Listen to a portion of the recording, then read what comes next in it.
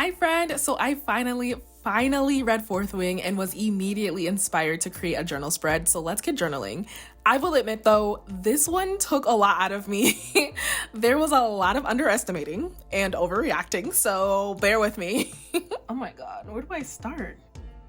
Oh my gosh. Oh my god, how am I supposed to, no. No. All of these intricate little clouds. What was I thinking? What the heck was I thinking? All right, Michaela, this is not easy. I have so many things to cut out. I don't think this is gonna work. Okay, I think I may have overreacted. I think I overreacted, but that's looking so good. Oh my god, that looks so freaking good already that I'm excited to keep going. So I'm just gonna try to keep going. If you're new here, hi, welcome. My name is Michaela, but you can call me Mac. And on this channel, we read a lot of books and create journal spreads inspired by those books. And as you can see, things can get a bit chaotic from time to time. So if you don't mind the vibes, be sure to subscribe to the channel so you can come hang out with us. If you have not heard of Fourth Wing, which is probably unlikely, but if that's the case, don't worry, friend, I got you. I will tell you all about it. It's like a fantasy romance with dragons, a war college, politics. We'll get into all of it, but first, let's talk about this journal page. So for the spreads, I like to pull a lot of inspiration from either the cover of the book or like moments or things that happen in the book. So I really wanted to incorporate the clouds from the cover to create this like 3D layered effect for the title page. As you can see, I severely underestimated my skills with an X-Acto knife. And I drew the clouds so tiny and intricate. Needless to say, this took me a while to cut out. So Fourth Wing, okay. I'll give you a bit of background on the world in this book, and then I'll read the description so you can kind of understand a little bit more about what's going on. Of course, no spoilers. So this story takes place on a continent called the Continent, I think.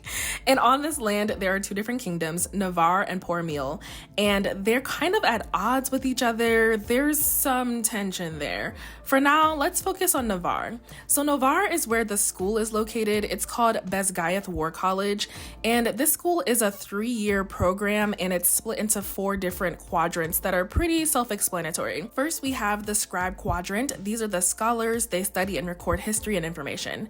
And then we have the healer quadrant. These are the doctors and nurses. And then we have the infantry quadrant. These are like the soldiers on foot. And the last quadrant is the riders, who bond with and ride dragons. They are at the top of the social and military hierarchy. The riders quadrant is the most dangerous. To make it through the 3-year program, you either graduate or you die. Okay, so with that information in mind, here is the description of the book. 20-year-old Violet Soaringale was supposed to enter the scribe quadrant, living a quiet life among books and history. Now, the commanding general, also known as her toughest talon's mother, has ordered Violet to join the hundreds of candidates striving to become the elite of Navarre, dragon riders. But when you're smaller than everyone else and your body is brittle, death is only a heartbeat away, because dragons don't bond with fragile humans, they incinerate them. With fewer dragons willing to bond than cadets, most would kill Violet to better their own chances of success. The rest would kill her just for being her mother's daughter, like Xaden Ryerson, the most powerful and ruthless wing leader in the Riders Quadrant. She'll need every edge her wits can give her just to see the next sunrise. Yet, with every day that passes, the war outside grows more deadly. The kingdom's protective wards are failing and the death toll continues to rise.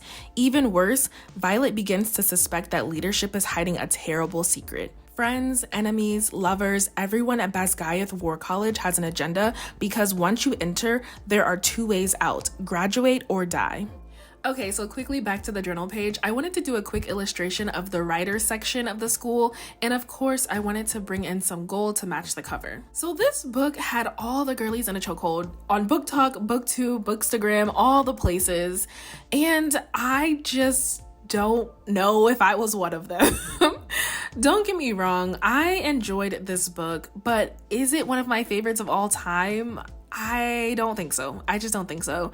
After I finished reading it, I gave it 4.5 stars, But then I kept thinking about this book days later, and I would even wake up in the morning excited to dive back into this world, but then I would immediately get disappointed when I realized there's nothing else for me to read.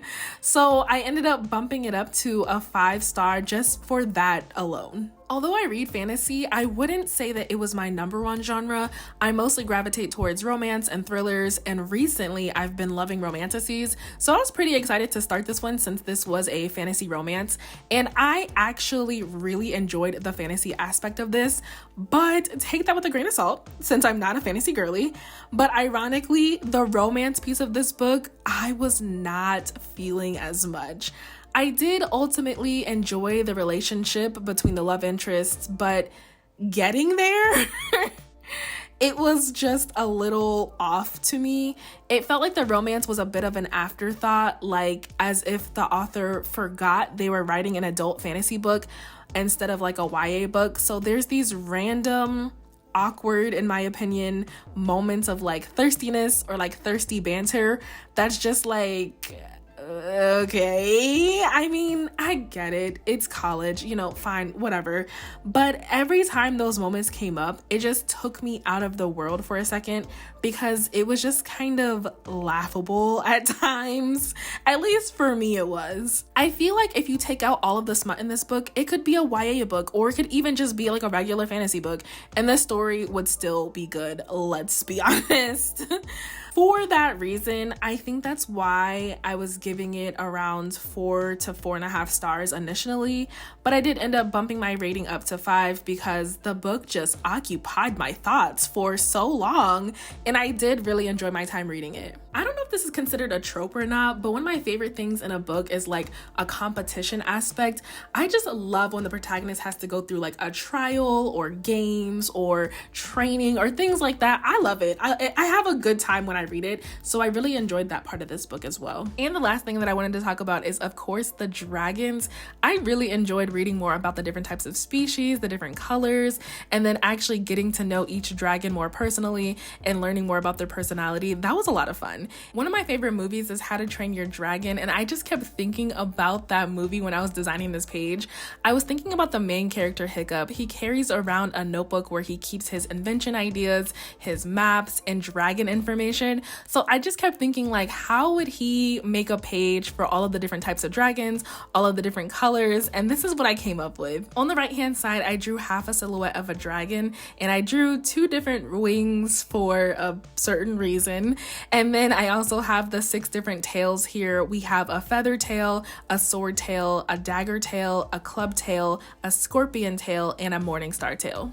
There are also 7 different dragon colors, and this was the part that was throwing me off a little bit because I kept grouping the dragon species by tails instead of by color. So I kept thinking, like, for example, oh, all dagger tails are fast, or all sword tails are smart or cunning or whatever, and that's not the case. Like, yes, the tails kind of play a role in a dragon's personality, kind of, but it's mostly the colors. So for example, most blue dragons are vicious and ruthless. Green dragons are the most rational and most reasonable. Red dragons, you never want to look them in the eye. Orange dragons are the most unpredictable and make them the most risky.